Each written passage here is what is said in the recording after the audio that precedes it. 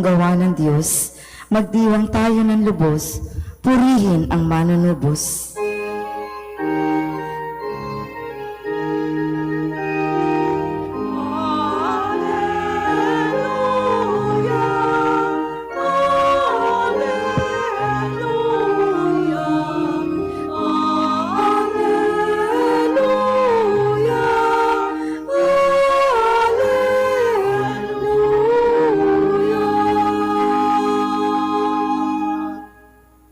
Sumainyo ang Panginoon. At sumaiyo rin.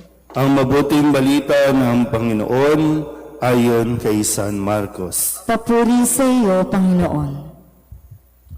Umagang-umaga ng araw ng linggo, matapos na muling mabuhay si Jesus, siya'y unang napakita kay Maria Magdalena. 7 demonyo ang pinalayas ni Jesus sa babaeng ito. Umunta siya sa mga alagad ni Jesus na nooy nahahapi sa tumiiyak at ibinalita ang kanyang nakita. Ngunit hindi sila naniwala sa sinabi ni Maria na buhay si Jesus at napakita sa kanya. Siya'y napakita rin sa 2 alagad na naglalakad patungo sa bukid. Ngunit iba ang kanyang kaanyuan.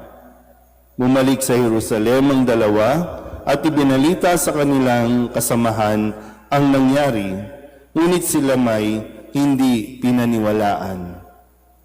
Pagkatapos napakita siya sa 11 samantalang kumakain ng mga ito. Pinagwikaan niya sila dahil sa hindi nila pananalig sa kanya at sa katigasan ng ulo, sapagkat hindi sila naniwala sa mga nakakita sa kanya pagkatapos na siya'y muling mabuhay.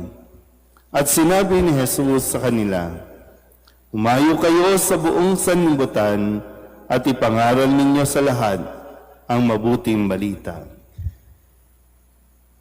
Ang mabuting balita ng Panginoon. Pinupuri ka namin, Panginoong Hesukristo. Isang magandang umaga po sa inyong lahat.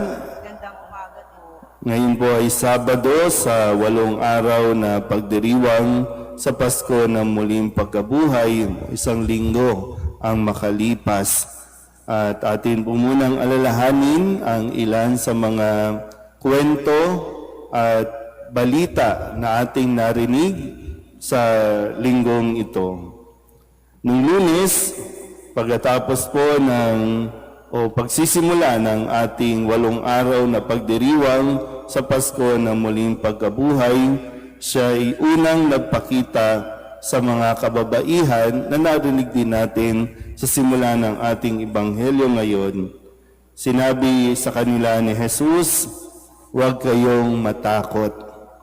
Umayo kayo at sabihin sa mga kapatid ko na pumunta sila sa Galilea at makikita nila ako roon." Ito yung karanasan ng marami na natatakot sa kung ano mangyayari sa kanilang buhay, lalo tigit kapag nawawala ang kanilang kinakapitan o nawala ang kanilang sinasandalan. Kaya yung maganda yung mensahe na nawa ay tumimo din sa atin na huwag tayong matakot. Hindi tayo pwedeng huminto dahil lamang sa mga pangyayari. Hindi tayo dapat mawalan ng pag-asa.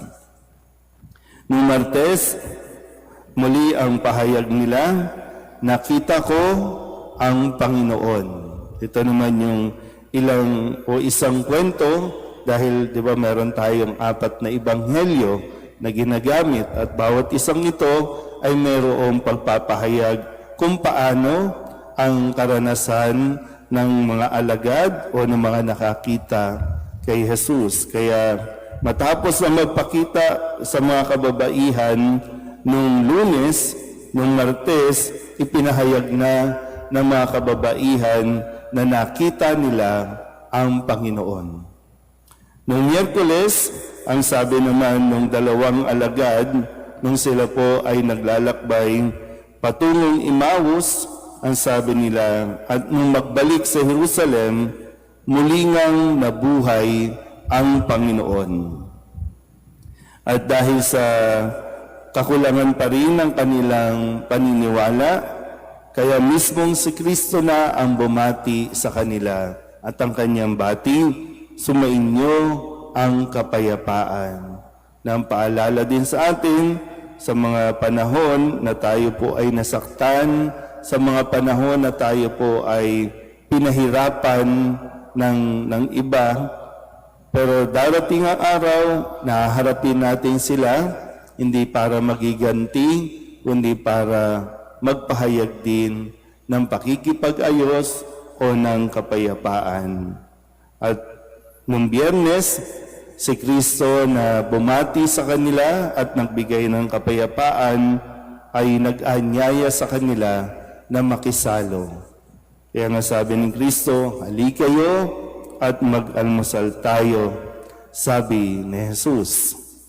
At ngayon, sa araw na ito, ibinibigay ni Kristo sa kanila ang misyon na dapat na nilang gawin. Umayo kayo sa buong sanlibutan at ipangaral ninyo sa lahat ang mabuting balita. Matapos nga ito, kung susundan niyo po ang kwento ng ating unang pagbasa, ang mga gawa ng mga apostol, buong tapang ng ginagampanan at sinisimulan ni Pedro at ng kanya pang mga kasamahan ang ipahayag ang tungkol sa mabuting balita na si Kristo ay namatay, ngunit siya'y muling nabuhay at muling magbabalik.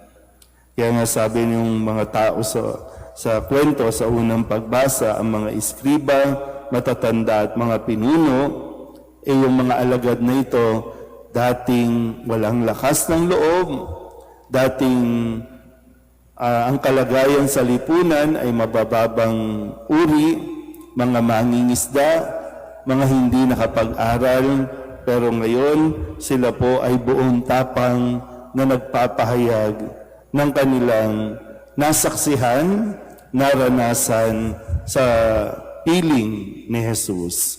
Kaya nawa tayo rin, hanggat may panahon pa, hanggat may oras pa tayo sa mundong ito, wala ito sa edad, sa bata ka man o matanda, may kapansanan o wala. Kaya nga kung naranasan mo ang pagkabuhay ni Kristo, na nawa hiningin natin sa Diyos na makita talaga natin nang sa ganon maging buo din ang ating paninindigan sa ating pananampalataya at maibahayag ito o maibahagi sa lahat ng tao. Amen.